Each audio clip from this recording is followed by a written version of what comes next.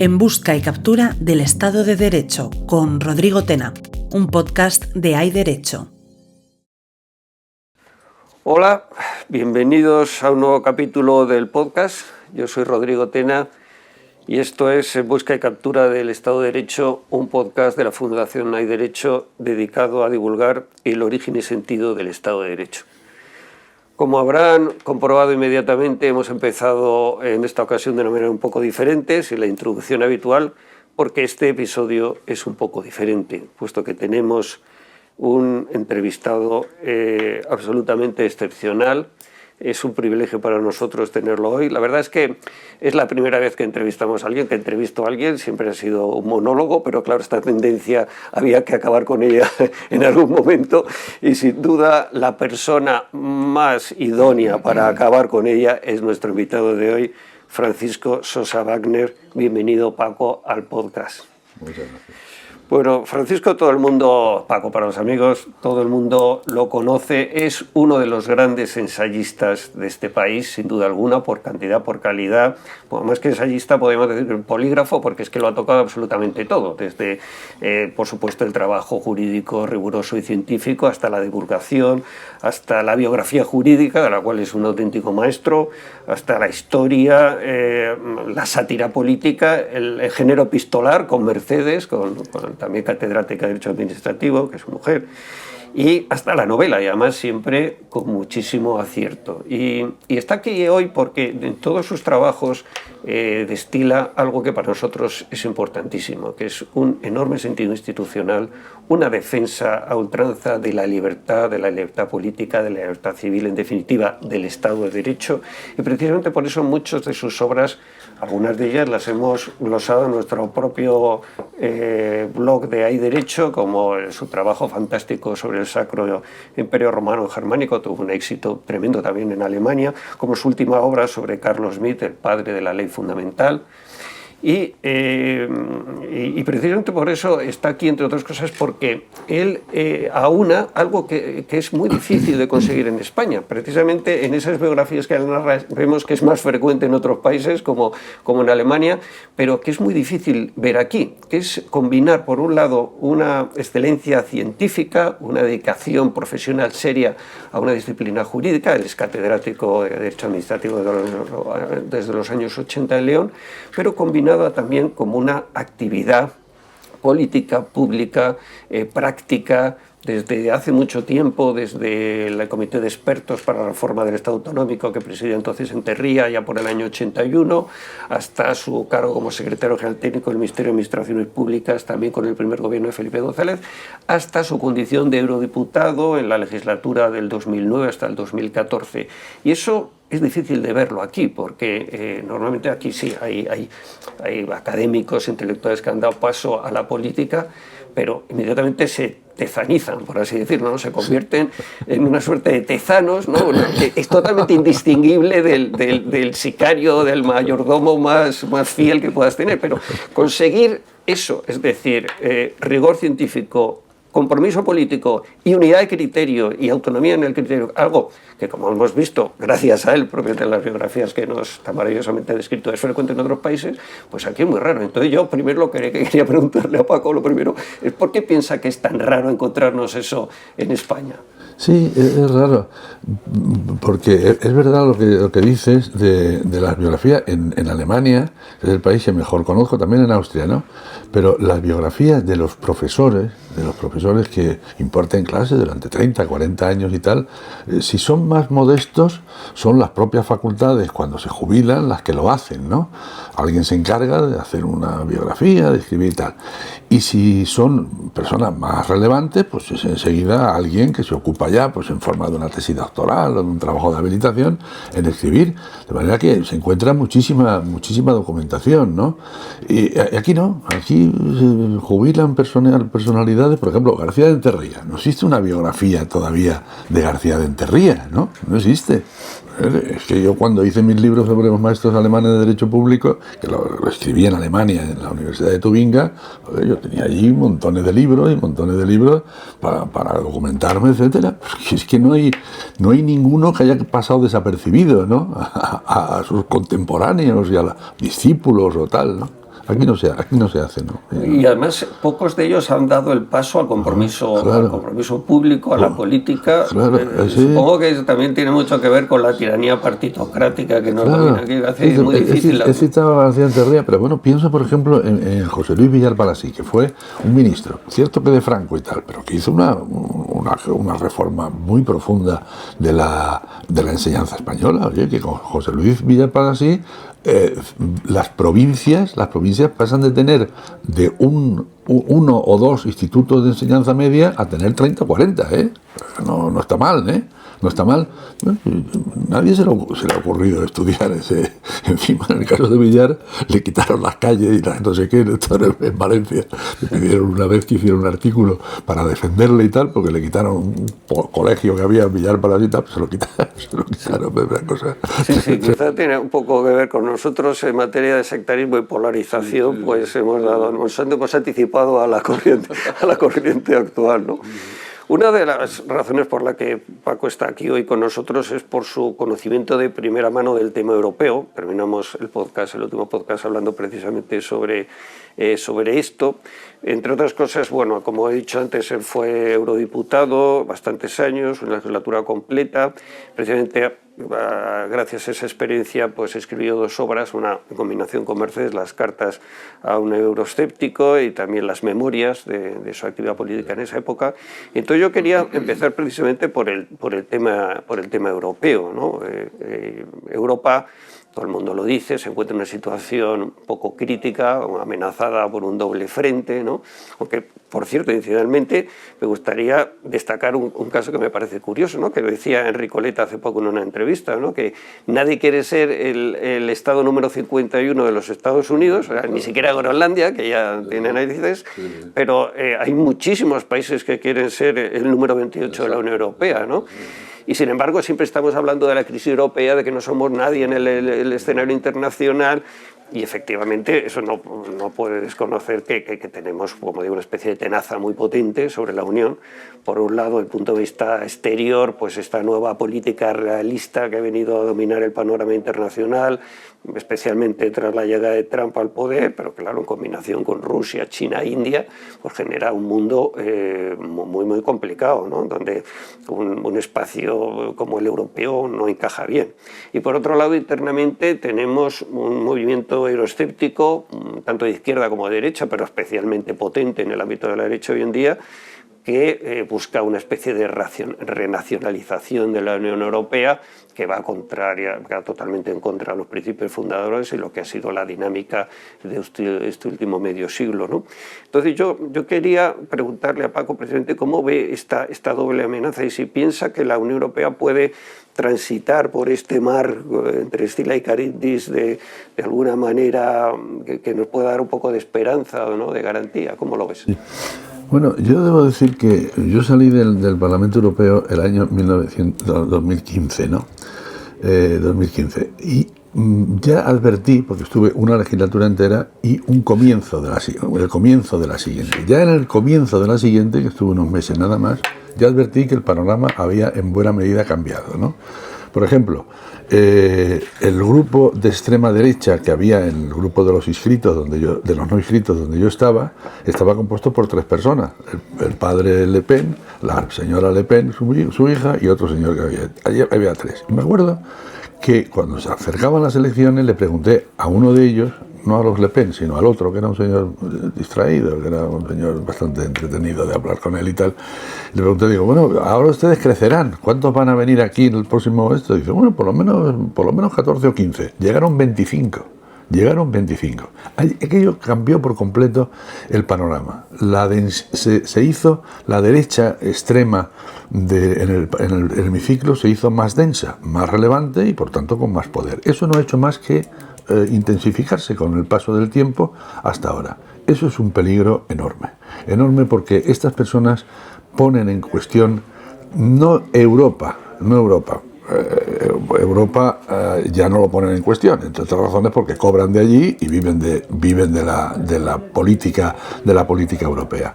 Pero sí como tú decías, de los valores que inspiran pues los tratados, etcétera, de todo eso, abominan de eso, ¿no?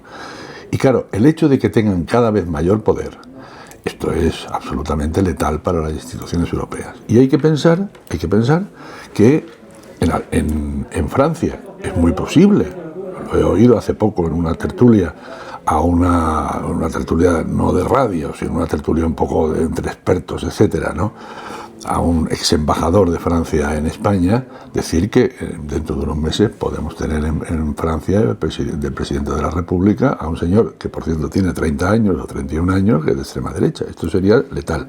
Yo estoy viendo a diario, porque suelo leer los periódicos alemanes, o por lo menos echarles un vistazo, las encuestas, todas las encuestas, nemine discrepante, aparece la AfD como prioritaria en la recepción de voto por encima de la CDU. Bueno, esto Francia y Alemania en estas condiciones, esto es una bomba de relojería en el corazón mismo de las instituciones europeas, en el corazón mismo. Esto es muy, muy preocupante. El hecho, bueno, que en otros países ocurre igual, pero sobre todo en Francia y en Alemania. De manera que eso... Y claro, hay que reflexionar sobre la entidad europea y todo lo que significa esto. Entonces ahí, acabas de citar a Letta, yo creo que Letta y también Draghi, ¿no?, han hecho unos dictámenes, unos informes, que bueno, yo evidentemente los he leído y tal, y están muy bien, pero todos esos informes yo creo que inciden en cosas que son muy importantes, la economía, la productividad, que si la unión bancaria, que si esto, que si lo otro, todo eso está muy bien.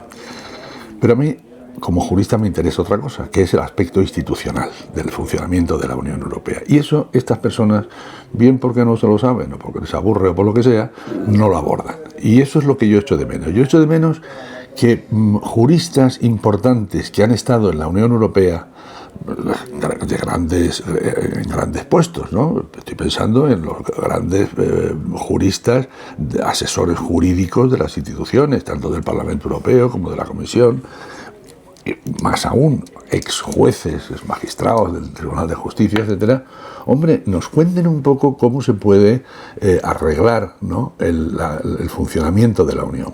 Porque eso es absolutamente clave, Hay que pasar de las unanimidades, que todavía existen, ¿no?, a un régimen de mayorías. Claro, es que una organización con un sistema de unanimidades es que está abocada al fracaso, aparte de ser antidemocrático, porque el ejercicio del veto pues hace paralizar cualquier tipo de decisión.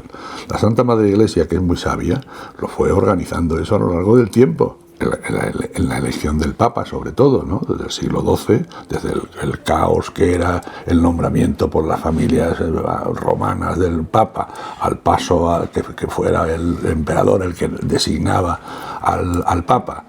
Se pasa a decir, no, aquí son los cardenales. Es verdad que los cardenales tenían la influencia de unos y de otros, pero no, aquí son los cardenales. Y empiezan a ir afinando el sistema de elección para no equivocarse, ¿no? Y eso, bueno, es un proceso que a finales del siglo XIII, el siglo XIV ya está perfectamente organizado. Yo creo que esta parte institucional es la que aquí no se toca, ¿no? Sí. Y para eso hay que conocer bien los tratados, no solamente desde un punto de vista teórico, de leerlos, no, de haberlos vivido, Y para eso están esos juristas que han estado allí, que conocen el asunto, y no nos dicen nada. Yo quiero saber un dictamen de estos parecido a Letta o parecido a Draghi, Eso es lo que echo de menos, ¿no? Sí, a mí esta idea del rediseño, de la profundización en el ámbito institucional me parece muy interesante, porque efectivamente estamos un poco huérfanos de eso, ¿no? La Unión Europea ha ido creciendo por aluvión, ha generado una estructura muy singular, es lo que le llamaba Delors el OVNI, ¿no? El objeto político no identificado, que no encaja con nada, con ningún sistema federal ni nacional que hay por ahí, pero claro, precisamente por eso, cuando se siente una enorme necesidad de coordinarse mejor, de crear políticas comunes, de crear armonización en un montón de esferas importantes, yo creo que es importantísimo ofrecer los instrumentos jurídicos y que haya una verdadera redefinición institucional adaptada a la peculiaridad de la Unión Europea, ¿no? Porque la Unión Europea no puede decir, no vamos a aplicar el modelo federal de Estados Unidos, no, porque no va a funcionar. Y necesitamos mentes jurídicas brillantes que se apliquen precisamente a ese rediseño y que conozcan el funcionamiento funcionamiento real. Un caso que es muy claro, ¿no? La Comisión Europea. Todavía hoy está compuesta por 27, me parece, comisarios, es decir, uno por cada Estado. Es un disparate. Esto es como si el gobierno español, que ya es bastante disparatado de suyo, estuviera compuesto por 17 los representantes de las comunidades autónomas, ¿no? 17 representantes. Oiga, no, mire usted. Y eso se ha hecho un esfuerzo enorme, eso sí, se ha anunciado muchas veces, vamos a reducir el número de comisarios, porque no puede ser que haya un comisario por Estado. ¿Por qué? Porque eso da la imagen de que el comisario está puesto allí por su Estado y está representando los intereses del Estado. Ah, no. Es que precisamente usted tiene que representar unos intereses que son distintos, ¿no? Los intereses generales, ¿no? Y claro, esa imagen la proporciona el hecho de que haya un comisario tal. Pues no ha habido manera de rebajar, a pesar de que ha habido intentos de rebajar y decir, pues hay 15 comisarios y se acaba con un colegio de 15 comisarios, vale, no ha habido manera. Y luego en otras instituciones, el propio Consejo Europeo, es decir, el Consejo Europeo de Jefes de Estado y de Gobierno ha adquirido una dimensión enorme, ¿no? Que no estaba prevista ni muchísimo menos en los tratados iniciales, en la mente de Monnet y de la gente de Schuman, etcétera, no estaba. ¿Y por qué no estaba? Bueno, porque es que introducir a los jefes de Estado y de Gobierno en el centro de la estructura de esto es diluir la representación de los intereses globales de la Unión Europea y trasladarlos allí. Eso no ha hecho más que crecer.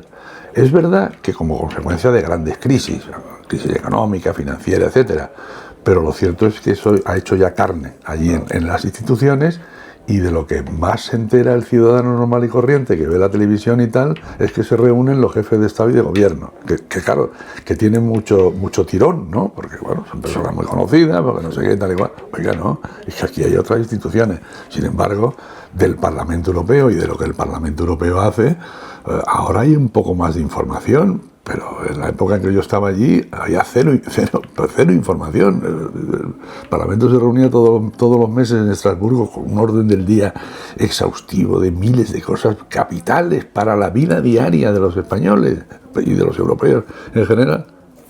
Nadie daba información sobre eso. Sin embargo, es decir, que hay unas reformas a hacer en el ámbito de las instituciones. He citado la toma de decisiones, el mecanismo de toma de decisiones, luego la propia composición de las instituciones, la propia forma de legislar, tanto en el Parlamento Europeo como las normas que podríamos decir derivadas de la actividad legislativa del Parlamento. Pensemos, por ejemplo, en eso que llaman esa barbaridad de la comitología, es decir, que es una forma de delegación con lo que nosotros llamamos legislación delegada, más o menos, ¿no? Tal, pero que cobra una complejidad muy grande y sobre todo sirve para reintroducir en los debates que han sido resueltos por las directivas, reintroducir los intereses otra vez nacionales, ¿entiendes? Sí. Estas son las cosas en las que hay que reflexionar, ¿no? Sí. Tenemos algunas ideas sobre esto, pero no la suficiente, y sobre todo no el suficiente conocimiento del real funcionamiento, y eso lo saben quienes han estado allí al frente de oficinas, ¿no? Sí, lo que pasa es que quizá no solo tengamos un problema técnico, jurídico, de diseño, de mentes capaces de rediseñar bien el sistema, sino también un problema político importante, ¿no? Precisamente estos movimientos de extrema derecha lo que buscan precisamente es de una manera que no se entiende muy bien, porque lo que es absurdo es pretender, o sea, esa frase que comentamos en el último podcast de que solo había dos tipos de países en Europa, ¿no? Los países pequeños y los países que son pequeños y todavía no lo saben. Yo creo que ahora ya todo el mundo sabe en Europa que es un país pequeño, o sea, no hay discusión, Francia y Alemania lo saben. Entonces, me parece muy chocante, me parece un poco contradictorio, la verdad, que esa gente que está pensando siempre en la potencia nacional, en reivindicar el poder, de tal, no se da cuenta de que eso sin la Unión Europea, sin una Unión Europea integrada, armónica, es totalmente imposible. Sin embargo, vivimos en esa contradicción, ¿no? Unos partidos que llaman euroescépticos y que además se dicen que son nacionalistas, ¿no? Pero vamos a ver, un nacionalismo bien entendido no te puede llevar a ser euroescéptico hoy en día, ¿no? Claro, pero confían en el veto, en el arma del veto, ¿no? Es decir, como todavía existe el arma del veto, pues claro, oye, te paralizan todo tipo de decisiones que hoy día es verdad que ya se ha restringido la utilización del veto porque la unanimidad ha desaparecido de muchos aspectos, pero sigue existiendo en algunos muy importantes. El caso de la política exterior de la Unión Europea, que es un auténtico desastre, ¿no? Sí. Y ahora se está viendo de una manera descarnada, ya se vio con el mandato de Borrell, pero es que ahora es peor todavía con el mandato de esta señora. Tenemos una gran crisis, la de Ucrania, que viene de antes, y la grandísima crisis de la guerra de Irán. ¿Alguien ha oído a la señora que representa a la política exterior europea? Que nadie oye. ¿Por qué no la oyen? ¿Por qué es tonta? No es tonta. Probablemente será algo tonta, pero no es el problema que sea tonta. El problema es que tiene detrás, ella cada vez que habla, tiene que representar a los 27 estados. Oiga, pues no, claro, es que no es una manera. Hay que saber que hay unos intereses nacionales, pero que hay un interés europeo. Eso es una idea clave, ¿no? Sí. Eso es una idea clave. No, porque es una idea que se conecta con la de la identidad europea, el pueblo europeo y tal. Oiga, déjese usted de pueblo europeo y déjese usted de identidades, que eso lo hablan los racionalistas. Usted hable de intereses comunes, Y esos intereses comunes son los que definen Europa.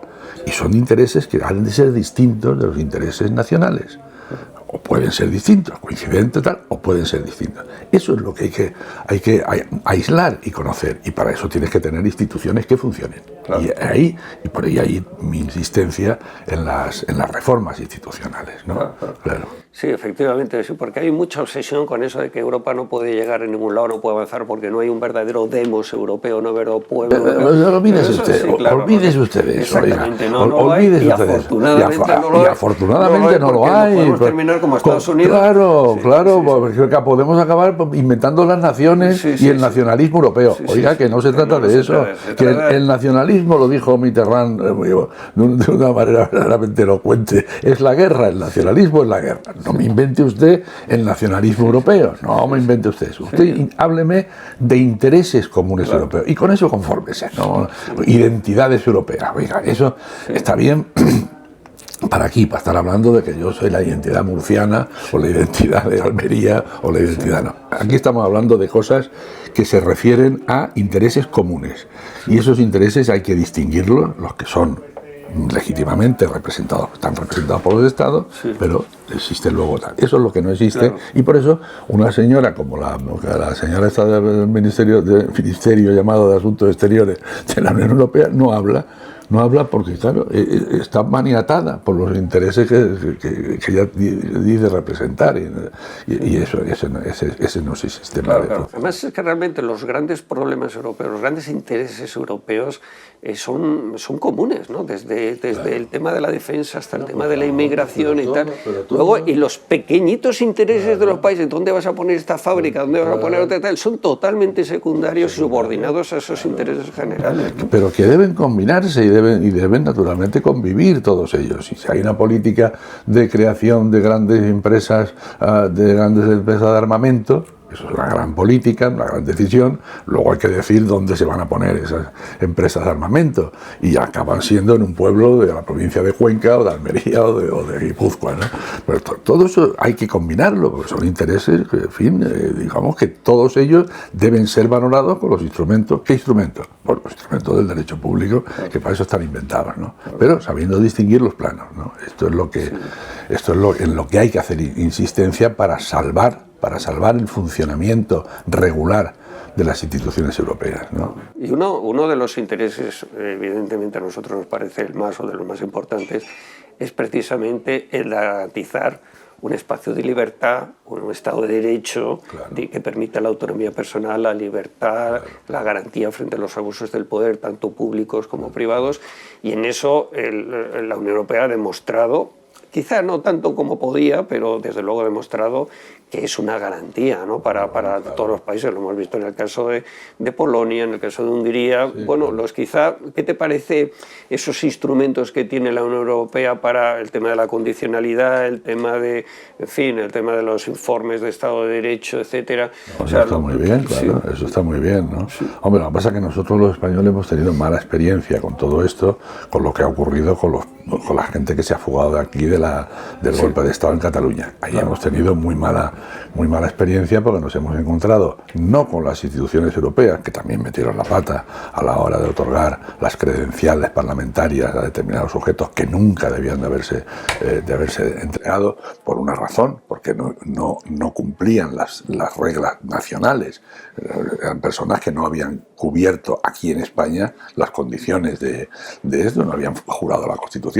Los diputados europeos lo mismo que tienen que hacer es ir a la Junta Electoral Central y jurar la Constitución. Estas personas no lo hicieron y sin embargo se les dieron las credenciales europeas de una manera un poco precipitada. Y eso ha creado una confusión tremenda que hace que exista todavía la situación esta de que hay un prófugo de la justicia española que está en Waterloo. Esto no sabría contestar por qué está ese señor allí y por qué este señor no solamente está en Waterloo, sino que le hemos visto desplazarse a la frontera francesa a 2 pasos de la frontera española. Yo me pregunto, no sé la respuesta. Me gustaría que un internacionalista o un persona me contestara, ¿pero eso cómo es posible? Porque este señor ya ha perdido la condición de diputado, ha perdido la condición tal, pero ¿y todo eso cómo es posible? Es decir, que ahí hay unos fallos que en parte proceden de las instituciones europeas, del Parlamento Europeo, pero en parte también de uno de los estados europeos, que es Bélgica, claro, sí. Que es Bélgica, que ha dado acogida a algo que no debía haber dado acogida, porque, bueno, la orden esta de extradición acelerada, que es la que existe ahora, en tal, hombre, eso se ha violado por completo, claro, porque eso ha convertido... es que ya no es ni el sistema de extradición, es que ni siquiera funciona el sistema de extradición tradicional, ¿eh? Eso desde luego ha sido tal. Ahora, en otros terrenos, sin embargo, pues claro, esa experiencia que se hace y que vosotros, por cierto, aquí en la Fundación Hay Derecho, pues aparece, ¿no? Ha sido citada, ¿no? Por los informes. Eso me parece que está muy bien. Eso lo hace también el Consejo de Europa y tal. Eso es una cosa que está muy bien y que es un respiro para los estados que se ven o se pueden ver, bueno, pues amedrentados por actitudes dictatoriales de sus gobernantes, ¿no? Eso está claro, ¿no? Sí, el espacio que se llama de justicia y seguridad europea, así, ¿no? El espacio, eso, todo lo que se ahonde en ese espacio, pues es ir en la buena dirección, digamos, ¿no? Sí, ahí desde luego también hay muchísimo por hacer, porque como tú dices, es necesaria una muchísima mayor integración entre estados de derecho, ¿no? De tal manera que las resoluciones de uno pues tengan una eficacia directa en el otro y no haya que lo que decide el juez de Alemania lo aceptemos aquí, pero que también lo que decide el juez de aquí lo acepte el juez alemán, ¿eh? Un estado de derecho armonizado. Armonizado. Claro, es que eso es clave, ¿no? Y eso ahí, en el episodio trágico del golpe de Estado en Cataluña, eso ha fallado, ¿eh? Sí. Eso ha fallado. Sí, sí. Pero, bueno, independientemente de ese tema, comentabas también pues, que la Unión Europea tiene a través de sus informes otros mecanismos mucha presencia en el control de los excesos, pero claro, al final te das cuenta de que precisamente porque todavía estamos en una fase de integración en este ámbito bastante limitada, hay muchos países que entran en derivas que al final, si no hay un vuelco electoral, dentro de esos propios países son muy difíciles de limitar, ¿no? Porque efectivamente no cabe duda de que la presión de la Unión Europea contribuye también a que el electorado de esos países tome conciencia del problema y adopten la decisión más adecuada, ¿no? Pero las experiencias de Polonia y Hungría pues llaman un poco la atención sobre eso, ¿no? Y lo cierto es que al fin y al cabo tú necesitas una sociedad civil muy potente, movilizada, concienciada de los problemas internos, porque esos problemas no te los va a resolver la Unión Europea. La Unión Europea te puede ayudar un poco, pero al final son problemas que tiene que resolver cada sociedad internamente, ¿no? Nosotros tenemos también, por no hablar de otros países, yo creo que sería bueno hablar del nuestro, evidentemente, que tiene, en ese aspecto tiene problemas muy serios. ¿Y eso cómo se resuelve? Es decir, has citado el caso de Polonia, Hungría. ¿Eso cómo se resuelve? Se resuelve con información desde las instituciones europeas. O sea, tú tienes que informar y no dejar a las poblaciones inermes ante la propaganda que unos determinados gobernantes quieran difundir. En ese sentido, todo lo que se haga por digamos, dar publicidad a las cosas que se hacen en las instituciones europeas, que afectan, insisto, a la vida diaria de los ciudadanos. Cuando nosotros compramos una lata de atún o un yogur, el hecho de que allí esté establecido todos los ingredientes que tiene aquello y tal y cual, eso es una cosa estupenda. Eso no ha existido nunca, ¿no? No compramos un yogur o compramos una lata, ¿saben qué coño estaba comprando, no? Bueno, eso es un esfuerzo de la Unión Europea. Hay que decírselo a los ciudadanos, ¿no? Hay que decírselo. Es decir, lo que podríamos llamar en términos comerciales, pues vender los productos que son muy importantes, que se confeccionan y se producen en las factorías de la Unión Europea, ¿no? Y eso se hace parcialmente. Eso se hace parcialmente, ¿eh? Podría hacerse unos esfuerzos muchísimo mayores para que el ciudadano húngaro, el ciudadano polaco, bueno, cuando le esté contando una milonga allí, diga, bueno, esto no es así. Y en el caso de Europa, yo he tenido la experiencia, yo he intervenido cuando era diputado europeo en cosas muy delicadas de interconexiones energéticas, por ejemplo, del funcionamiento de Internet, etcétera. Bueno, pues yo venía aquí a España los fines de semana y nadie me preguntaba por nada de eso. Asuntos delicadísimos, como digo, de carácter energético. Vivo en León, por lo menos la prensa de allí podía llegar, que me tenían a tiro y tal y cual, preguntarme. Pues que no preguntaba nadie nada, nunca me preguntaba nadie nada. Esto es lo que no puede ser, ¿no? Ni hay pues unas páginas de Parlamento Europeo. Empiezan las sesiones de Estrasburgo el lunes hasta el jueves. Pues tú tienes una página entera donde te están informando de todas y cada una de las cosas. Eso no lo encontrarás en ningún periódico. Ese es un fallo muy grande y con ese tipo de instrumentos se combate el euroescepticismo y tal a la hora de que el ciudadano advierta las ventajas que tiene estar en este colectivo, ¿no? Sí, a mí la verdad que siempre me ha llamado mucho la atención esa carencia, ¿no? Carencia que ves incluso en las revistas de información, bueno, está político, ¿no? Pero la versión europea, pero aún así es súper escaso, ¿no? Bueno, pero político que no lee, claro, lo leen los mismos políticos que están en el asunto, ¿no? Sí, pero entonces, los grandes periódicos de información y tal, por lo menos, cuando se está celebrando los plenos en Estrasburgo, que es una vez al mes, hombre, dedique usted una página y ponga usted allí los asuntos que están en el orden del día, oiga, que son muy importantes, y que además reflejan, es una experiencia maravillosa el estar sentado allí en el hemiciclo. Yo me pasaba horas enteras allí porque viendo los debates, ¿no? ¿Qué veías en los debates? Pues veías la complejidad de los asuntos, ¿no? Claro. Una complejidad derivada, en el caso europeo, de la existencia de países muy distintos y muy distantes, Portugal y Letonia, por ejemplo, o España y tal y cual, y luego las diferencias ideológicas también, evidentemente, que se traducían, pues, los conservadores, los no sé qué, tal y cual. Todo eso era muy enriquecedor. No, aquí no llegaba nada. Aquí lo que llegaba era pues un disparate que había habido de pronto y no sé qué tal igual, una señora que había estado dando de mamar a un hijo, a un bebé, eso y te sacaban una fotografía, o a mí, que me sacaron con una fotografía de un pepino, ¿entiendes? Y eso dio la vuelta al mundo. Joder, pero yo hice otras cosas aparte de brandir un pepino en una discusión sobre los vegetales en España, ¿eh? Pero de eso no se hablaba, claro. Bueno, descendiendo un poco ahora, porque ya el tiempo avanza, a nuestro Estado de Derecho, la opinión que tiene sobre la situación actual. Antes hemos comentado pues esa inconsistencia que hay un poco en la derecha europea, ¿no? Que es muy nacionalista y por tanto pues contradictoria con los intereses de la Unión, lo hemos comentado.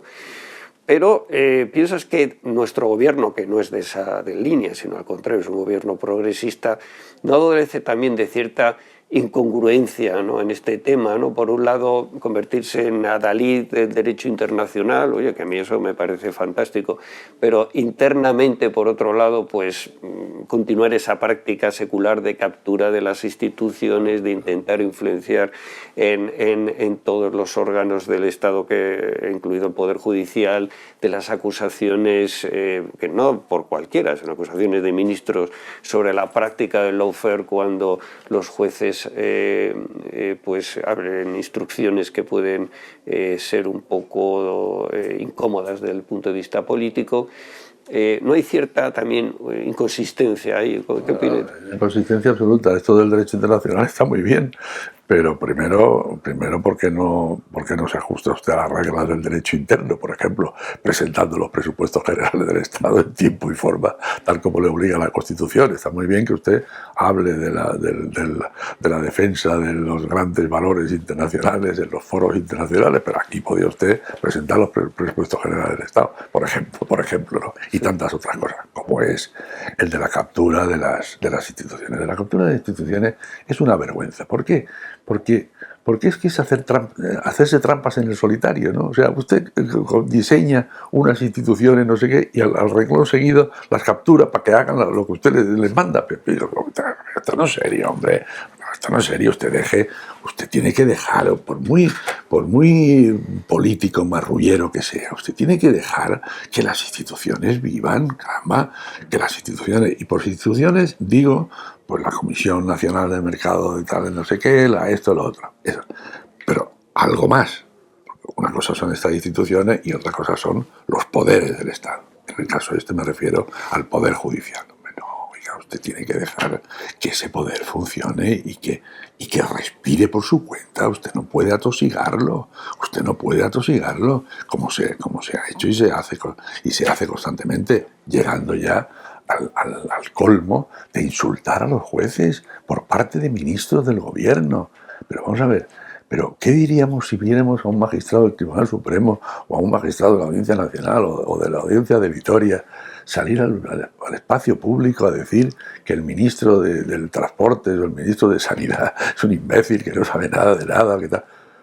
Pero esto sería un escándalo, ¿no? Pero un escándalo por lo que significa de enfrentamiento entre poderes que tienen que respetarse, pero es que como de la misma manera que nosotros nos respetamos y nos vamos por la calle y no le vamos pegando un puñetazo al primero que encontramos. Para eso sirve el derecho, como sabemos los que nos dedicamos a esto, ¿no? Para que no nos tiremos los ciudadanos al cuello del prójimo, ¿no? Para eso sirve. Y los políticos se tiran al cuello del prójimo cuando un ministro del gobierno, incluso desde el ambón parlamentario, pues sale diciendo que los jueces son prevaricadores. Pero oiga usted, ¿cómo se puede decir eso, no? Esto es el colmo, claro, ya del deterioro, ¿no? De no creer en el Estado de Derecho. Por eso, cuando usted no cree en el Estado de Derecho interno, no me vengan contando la milonga de que cree en la aplicación del derecho internacional. Esto no es así, ¿no? Claro. Hombre, además el Poder Judicial es un diseño que lo que busca es precisamente al final, a través de distintos estratos, de distintos pasos, con distintos controles, alcanzar la verdad, ¿no? Es verdad que en algún eslabón pues puede ser un eslabón que no ha actuado de forma adecuada o desde el punto de vista técnico o lo que sea, pero al final el sistema está diseñado para garantizar que el resultado final, pues esas decisiones podrán revocarse, podrán confirmarse, habrá un juicio, se declara absuelto, condenado al final de todo el proceso, pero lo que tienes que dejar, como tú muy bien decías antes, es que el sistema respire, porque claro, si ya a la mínima tú lo atacas, lo que quieres bloquear, pues entonces lo que estás poniendo en juego es la propia democracia, el Estado de Derecho. Claro, usted tiene una decisión de un juez, pero por encima de ese hay una apelación, y luego hay una casación, y una no sé qué, no sé cuánto. Deje usted que el sistema funcione y que pues los jueces se pronuncien en los términos tal, de acuerdo con sus leyes de procedimiento y las leyes materiales, las leyes tal, claro. Además es que tenemos precisamente al final el control último de la Unión Europea, tanto pues y luego el control último, como el Tribunal Europeo de Derechos Humanos, al final va a revisar todo eso, ¿no? Encima, pero claro. tú quieres que la decisión favorable que te interesa sea la que adopta el juez de primera instancia, desde el primer momento, y se acabe el problema. Nada, ¿no? Exactamente, y ya me vaya yo a casa tranquilamente. Sí, Oiga, no, pues eso no es así, claro, sí, eso no es así. Sí. Y bueno, para terminar un poco nuestra conversación, a mí me gustaría una última reflexión un poco sobre la sociedad española, tú antes lo has comentado, me ha parecido muy interesante que, claro, o sea, es necesario incentivar el compromiso cívico de la gente, el conocimiento, la información es básica, o sea, lo que has dicho antes sobre formación sobre la Unión Europea. Hoy vivimos un mundo de desinformación total, de redes sociales, de polarización y tal. Pero claro, en una sociedad fuerte, una sociedad concienciada, es muy difícil salir adelante, ¿no? Sí, claro, es que yo lo que creo es que hay mucha información que cae sobre personas sin formación, ¿entiendes?